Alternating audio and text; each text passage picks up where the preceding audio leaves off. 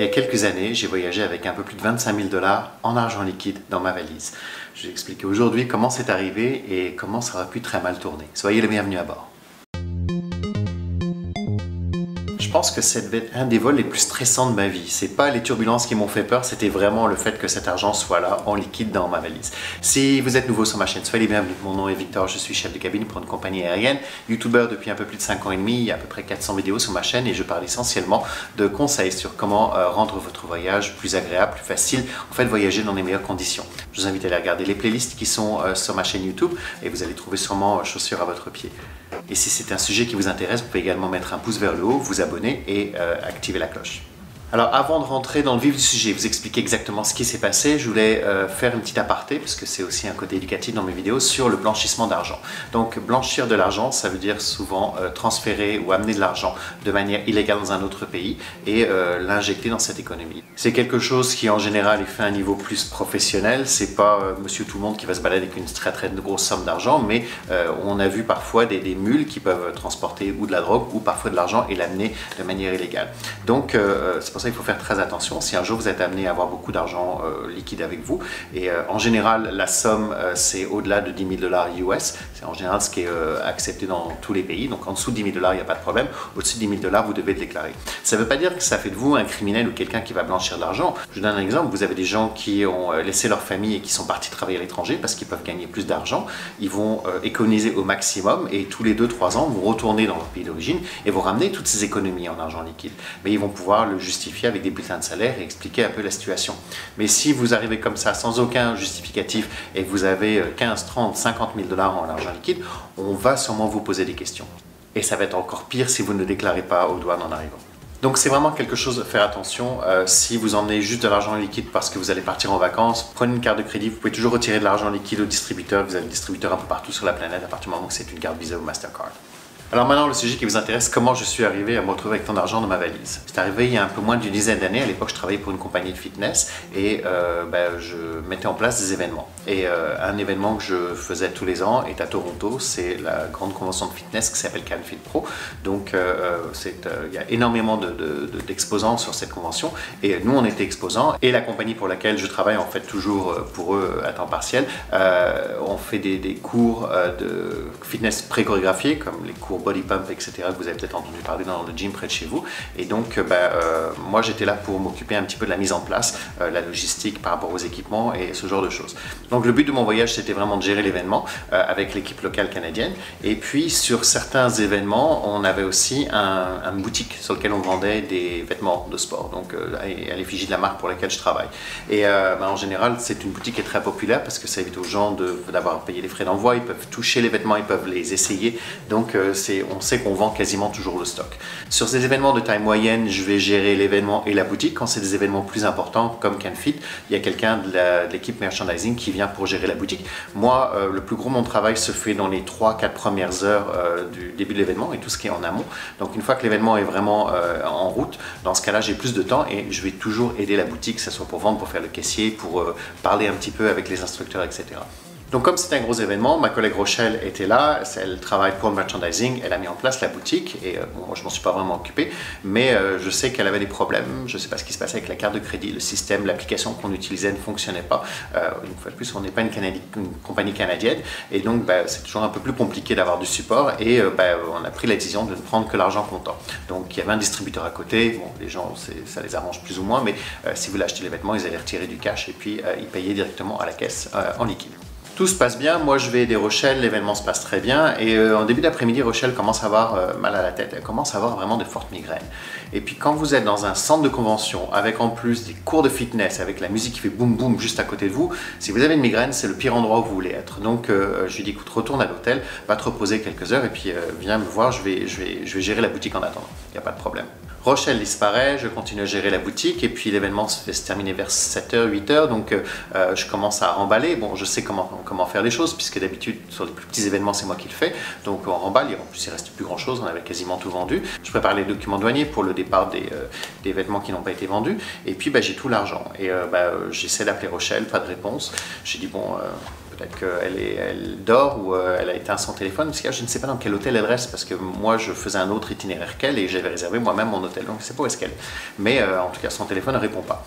Finalement, il faut partir du centre de convention, donc toutes les boîtes étaient prêtes pour le transporteur, mais je ne peux pas laisser l'argent liquide là-bas, il n'y a personne d'entre nous qui restait, donc je le mets dans mon sac à dos et je saute dans un Uber, je fais attention à ce que personne me suive et je m'enferme à triple tour dans ma chambre d'hôtel et je dis bon elle va sûrement m'appeler, en attendant je vais compter l'argent, je vais l'avancer. Donc je me retrouve avec un matelas, vraiment littéralement parlé, un matelas d'argent sur mon lit. Mais moi les grosses sommes d'argent liquide, ça m'a jamais vraiment impressionné.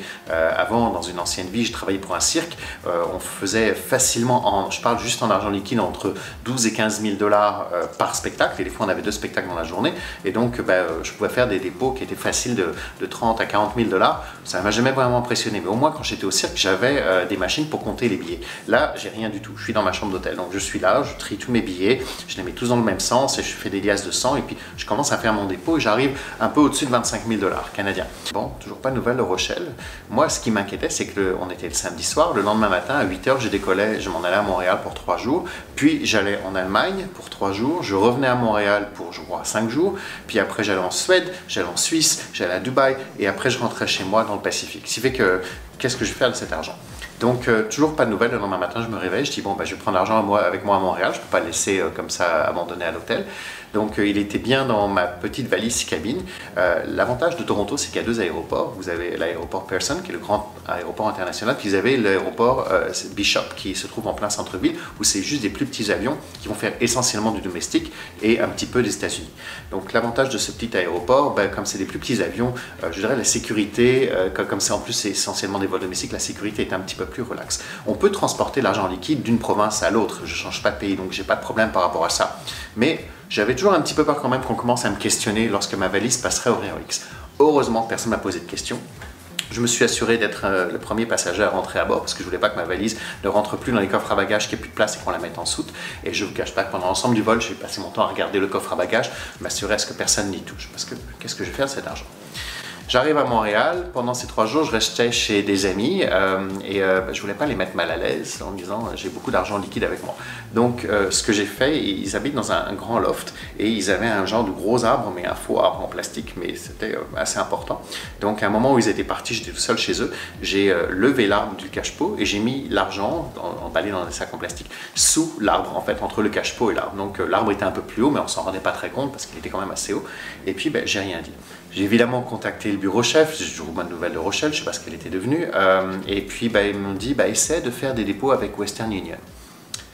Western Union, si vous ne connaissez pas, c'est des compagnies qui font des transferts d'argent internationaux. Des fois, il y a des gens qui vont essayer de faire des transferts un peu illégaux, donc ils doivent déclarer tout ce qu'ils transfèrent avec eux. Et moi, je me dis, ça ne va jamais marcher. Donc, je prends 5 000 dollars avec moi et puis je me présente à Western Union. On prend mon argent, on prend mon passeport et on me dit, maintenant, vous avez des justificatifs pour ce montant d'argent parce que c'était juste au-delà de 5 000, je pense. Je dis, non, parce que c'est pas moi qui avais les papiers d'importation des vêtements qu'on avait vendus. Je n'avais pas de reçu de vente. Moi, j'avais rien. C'est Rochelle qui avait toutes ces choses-là. Donc, on me dit, non, ça prend des papiers, donc on me rend l'argent.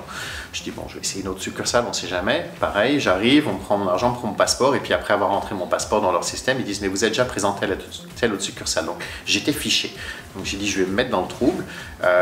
J'ai tout de suite dit à la compagnie pour laquelle je travaille, j'ai dit, je ne veux pas déposer cet argent sur mon compte personnel. Oui, j'ai un compte canadien, parce que je suis canadien, mais je ne veux pas mettre ça sur mon compte personnel pour faire un transfert, parce que je pourrais avoir des problèmes avec les services fiscaux canadiens, avec Revenu Canada. Donc, hors de question que je fasse ce genre de choses. En attendant, ils n'ont pas trouvé de solution. 2 jours plus tard, je pars en Allemagne, je fais mon événement. Là-bas, la machine de carte de crédit fonctionne, donc il n'y a aucun problème. Je rentre à Montréal, l'argent est toujours sous l'arbre. Mes amis ne savent toujours pas qu'il y a de l'argent sous leur arbre. Et puis, je commence toujours à mettre un peu la pression au bureau chef. Je leur dis, mais qu'est-ce que je fais de cet argent? Et puis, finalement, c'est moi qui leur donne la solution. Je dis, écoutez, vous faites affaire avec une compagnie canadienne qui a géré l'événement local. On a ce qu'on appelle un agent au Canada. Donc peut-être, comme vous avez déjà des contrats avec eux, peut-être que je peux faire un dépôt sur leur compte commercial. Là, la banque, on ne va pas poser de questions parce que c'est un compte commercial. Et puis après, vous arrangez entre vous. C'est eux qui ont l'argent. Ils vont vous faire un transfert, vous faites une facturation, vous arrangez comme vous voulez. Ça, c'est plus mon problème. Parce qu'ils commençaient à me dire, oui, peut-être que tu pourrais l'emmener avec toi en Suède. Je leur dis, vous êtes malade, vous voulez que je passe les douanes avec de l'argent que j'ai aucun moyen de justifier. Les douanes en arrivant en Europe, donc pour aller en Suède, sachant que je passais d'abord par Copenhague, je crois. Après, je passe en Suisse, après Dubaï, puis après rentrer à la maison. J'ai dit, hors de question que je fasse ce genre de choses. Donc finalement, on a réussi à faire le transfert par le biais de notre agence locale. Donc j'ai été faire un dépôt commercial à la banque. On ne va pas regarder de travers, mais je sais que si je m'étais présenté au même guichet à la banque, mais je faisais un dépôt sur mon compte personnel, on m'aurait quand même sûrement posé quelques questions. Donc voilà, si vous voyagez avec de l'argent comptant, faites toujours très attention. Je ne vous cache pas que c'était quand même assez stressant. J'ai vraiment peur que la valise disparaisse ou que l'argent soit plus chez mes amis. Je l'ai dit à mes amis après avoir fait le dépôt. Donc au moins, ils étaient rassurés. Ils n'en revenaient pas que j'avais caché comme ça l'argent chez eux. On se parle toujours, on est toujours amis, mais c'est vrai que sur le coup, ils ne savaient pas trop comment réagir. J'espère que cette vidéo vous a plu. La semaine prochaine, on rembarque sur des conseils sur comment mieux voyager. Et puis, je vous prépare une surprise, une collaboration avec un autre YouTuber qui est aussi un abonné de cette chaîne très bientôt, qui va rentrer aussi dans la série de conseils sur comment mieux voyager. Sur ce, portez-vous bien. On se retrouve la semaine prochaine. En attendant, on se retrouve sur Instagram, puisque mon compte, c'est Victor Voyage. Passez une très bonne semaine. Salut!